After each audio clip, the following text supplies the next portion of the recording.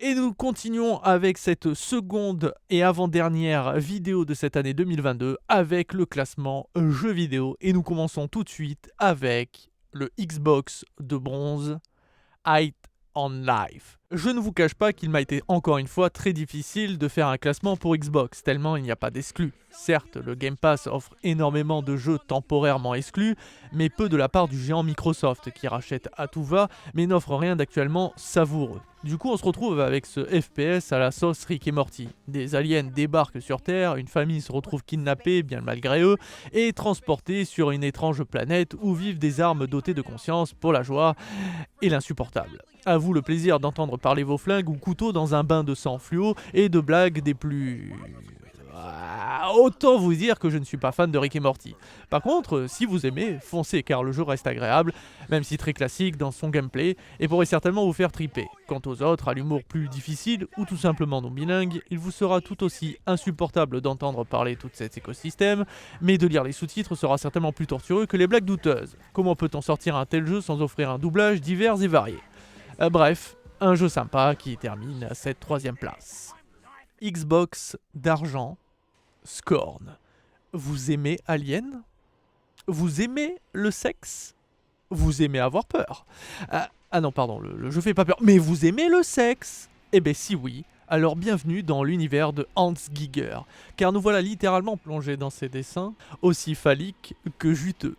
Alors certes, c'était un jeu très attendu depuis pas mal d'années, Scorn a su se faire attendre. Malheureusement, tout n'est pas au rendez-vous.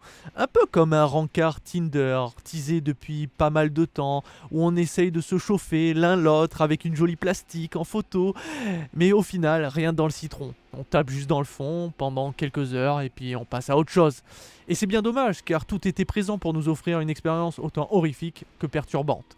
Nous retiendrons quelques énigmes, un bestiaire aussi varié que mes 5 doigts, une histoire aussi compréhensible que Prometheus et Alien Covenant réunis, du Giger et 3-4 heures de durée de vie. Et vous obtiendrez Scorn à la seconde place.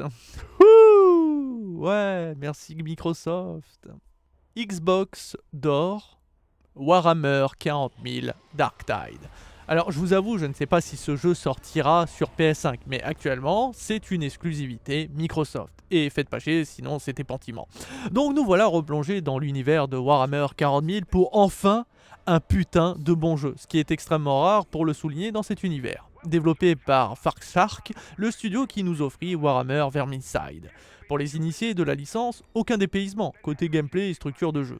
Nous sommes ici bel et bien dans un FPS, jouable en solo, mais pensez surtout pour la coop à 4, histoire de tuer et encore tuer en masse les ennemis qui nous barrent la route dans diverses missions qui nous offrira un déluge de monstres et d'hémoglobine. Mais le studio ne se contente pas de nous offrir un gameplay maîtrisé, l'univers de Warhammer 40 000 est respecté et bichonné, que ce soit par les graphismes de toute beauté, mais surtout une bande son orgasmique.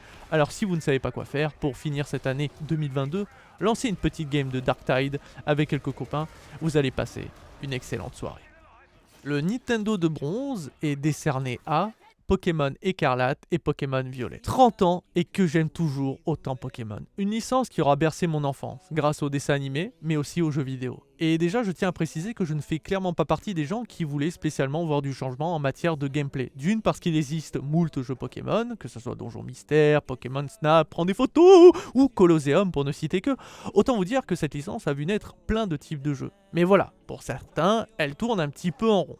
Et donc, le plus gros changement qu'il fallait, c'était l'open world, le monde ouvert. Et malheureusement, nous savons que Pokémon rapporte des milliards. Donc, on s'attend à un traitement royal pour un jeu estampillé Pokémon.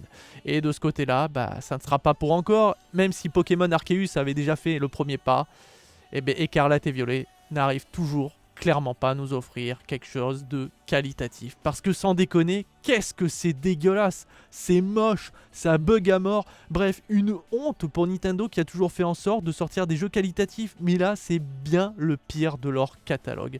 Mais putain, qu'est-ce que j'ai kiffé jouer, me balader, faire les missions dans l'ordre qu'on veut, capturer les Pokémon, se battre contre des dresseurs, tout ça en coopération. Voir les Pokémon vivre, manger, dormir, faire un pique-nique pour se réunir et s'occuper d'eux, en prendre soin. Tout ça pour finir sur un final incroyable qui montre que l'univers Pokémon peut être sérieux. Si seulement on prenait le temps de faire juste un jeu fini, avec ce que nous offre Écarlate et Violet, nous aurions eu un des meilleurs jeux Pokémon qui n'ait jamais existé. On croise les doigts pour l'avenir. Mais oui, j'aime Pokémon. Sauf le roster de départ à jamais Pokémon rouge et bleu. Team Carapuce, je veux rien savoir. Nintendo d'argent, Mario plus The Lapin Crétin, Spark of Hope. Après un premier opus qui surprit son monde en offrant un XCOM à la sauce Mario et Lapin Crétin, voilà qu'un second opus nous est proposé. Reprenant un gameplay maîtrisé, cette suite nous offre son lot de nouveautés avec l'arrivée des Sparks et leurs différents pouvoirs, de nouveaux héros sont de la partie à l'image de Bowser, une nouvelle aventure, un peu moins longue mais qui reste tout aussi travaillée que le premier, l'humour toujours aussi présent saura faire rire petits et grands, alors si vous avez aimé le premier, foncez, et si vous ne connaissez pas et que vous aimez les jeux de stratégie, n'hésitez pas. Moins exigeant qu'un XCOM, il sera tout de même vous tenir en haleine sur certains combats. Une seconde place bien méritée. Et le Nintendo d'or est pour Xenoblade Chronicle 3. Beaucoup critiquent la Switch trouvant que les jeux sont pour les enfants et passent à côté d'un catalogue riche à l'image de ce troisième épisode de Xenoblade. Premier opus sorti en 2011 chez nous par le studio Monolith Soft qui a su nous prouver que le monde des actions RPG pouvait tourner sur le support de Nintendo, avec un savoir-faire impressionnant autant que graphique, artistique et bien sûr scénaristique.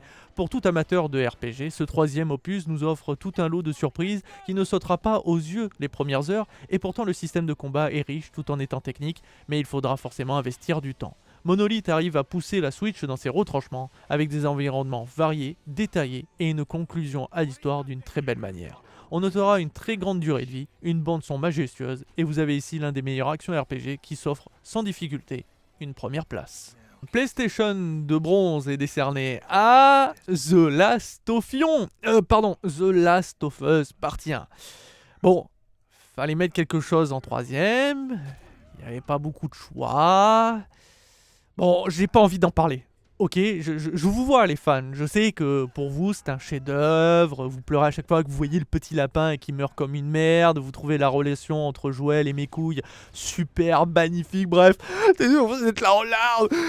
Mais moi je n'aime pas. Je déteste cette licence, autant scénaristiquement que le gameplay quoi. Toutefois, heureusement, ce remaster, ce remake, LOL, améliore le contrôle du personnage. Ouais, en 2022, c'était temps.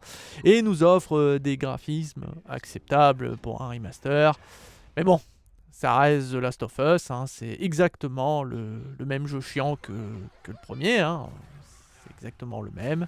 Aussi émouvant qu'un épisode des Feux de l'amour. Voilà.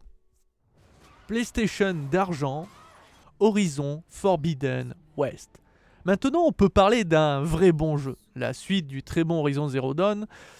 Bon, ok, tout n'est pas parfait, je sais, un jeu ne peut pas l'être.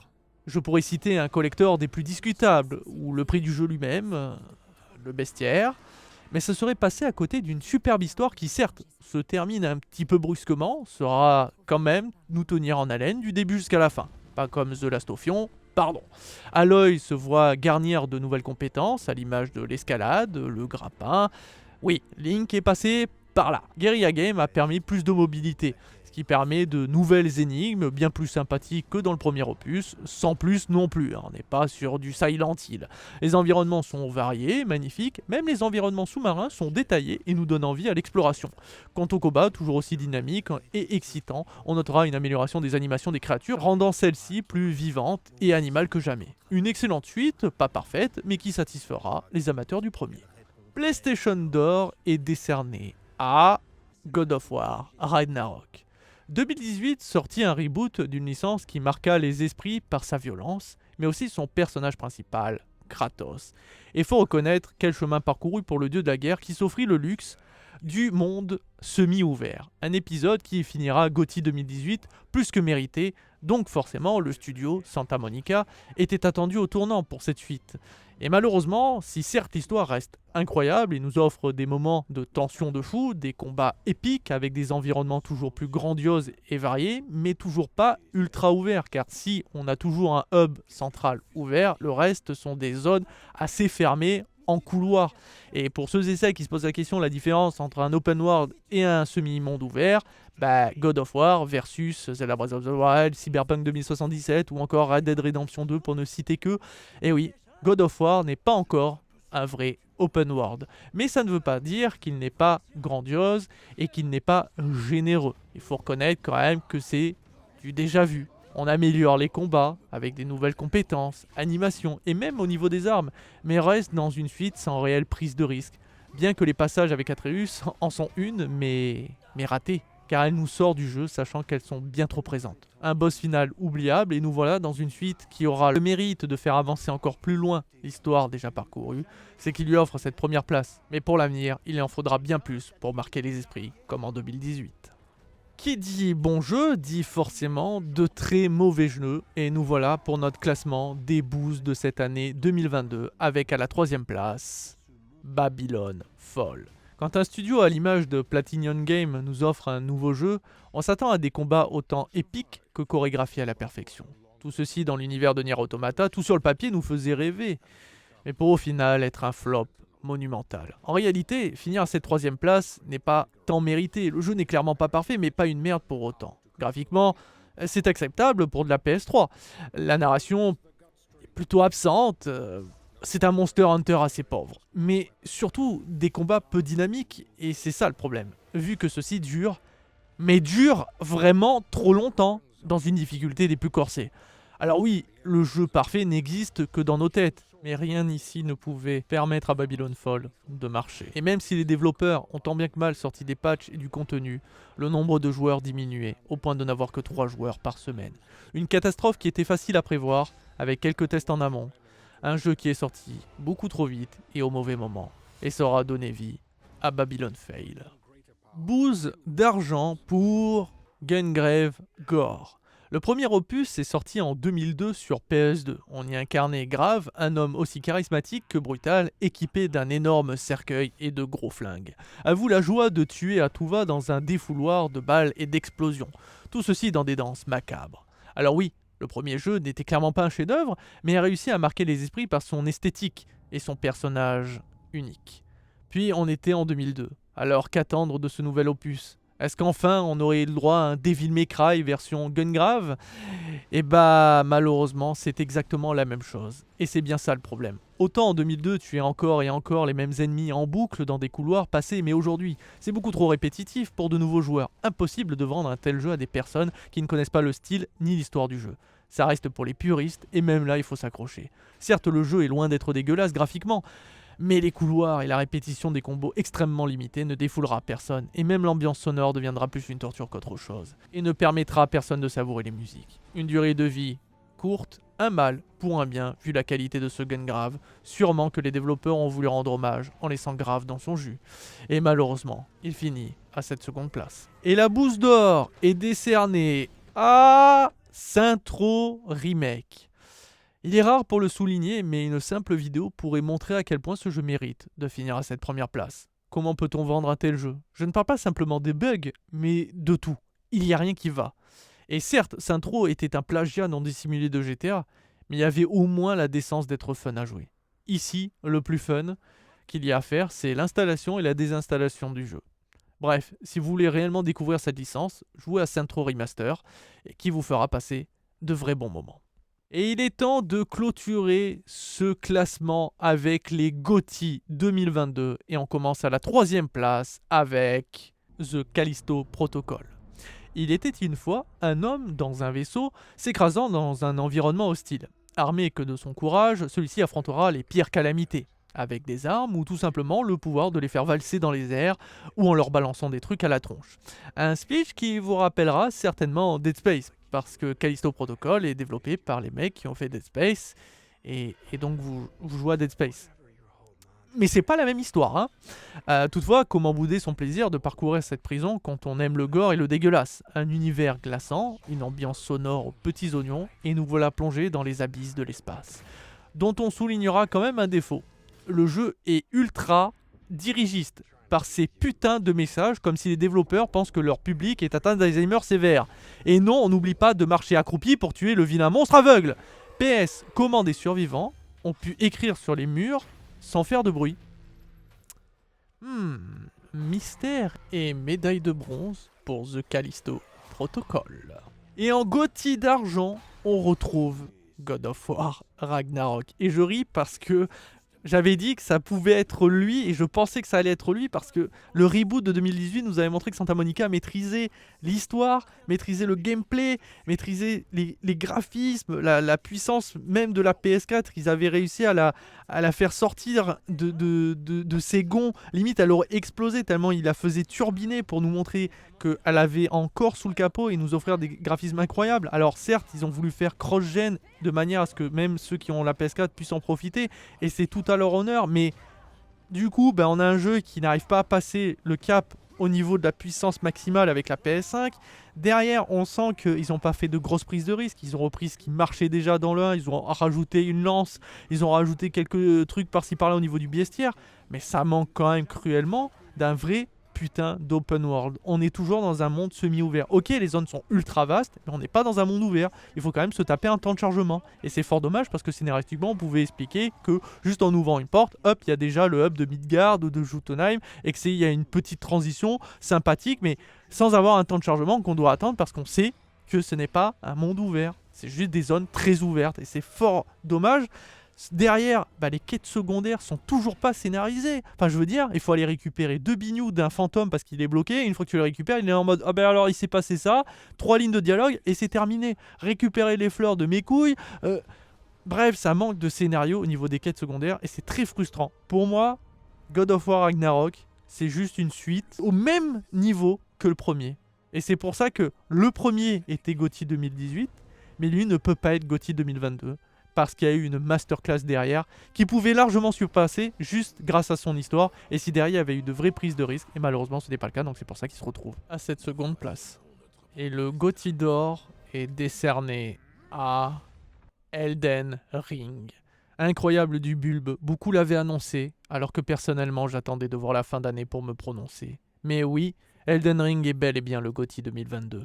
From Software a réussi à bousculer notre manière de jouer à un Souls. Et même si Sekiro avait commencé à pousser les frontières, c'est Elden Ring qui ouvre l'univers aux open world. Impossible de rester indifférent face au travail colossal du studio, que ce soit par le nombre de boss, de mobs, d'environnements, de musique, d'armes, de magie, etc. Tout est poussé à son paroxysme. Plus d'une centaine d'heures de jeu pour tout faire à 100%, et on en redemande tellement l'univers proposé juste incroyable. Mais un défaut majeur présent dans tous les Souls est aussi ici, le lore. Il nous est encore une fois disséminé à compte-gouttes, et beaucoup d'entre vous n'ont même pas aperçu un centième du lore, et ont dû passer par les sites et forums de fans pour découvrir toutes les petites histoires par-ci par-là. Et quel dommage. Mais au vu de la concurrence, From Software a prouvé qu'ils étaient capables de nous sortir des jeux aussi riches par leurs univers, leurs histoires, leurs personnages, mais aussi leur gameplay. Et ils ont fini par tout exploser, avec un titre qui se hisse en tant que GOTY 2022 et nous fait saliver d'avance pour l'avenir du studio et leurs futurs projets. Merci Elden Ring, merci From Software. Et bien voilà qui conclut ce classement, j'espère qu'il vous aura plu. Et on se retrouve pour une dernière vidéo, donc de parler un petit peu de ma chaîne, un petit peu de Twitch, tout ça, et de voir un petit peu ce qui va arriver. Mais si vous ne la regardez pas, eh bien je vous souhaite à toutes et à tous une bonne fête de fin d'année, une bonne année 2023. Et on se dit à très bientôt pour toujours plus de vidéos, que ce soit sur YouTube ou sur Twitch. Ciao ciao. Et aux autres, à tout de suite. Enfin, à demain. Bye bye. En l'attente de l'arrivée du Seigneur d'Elden.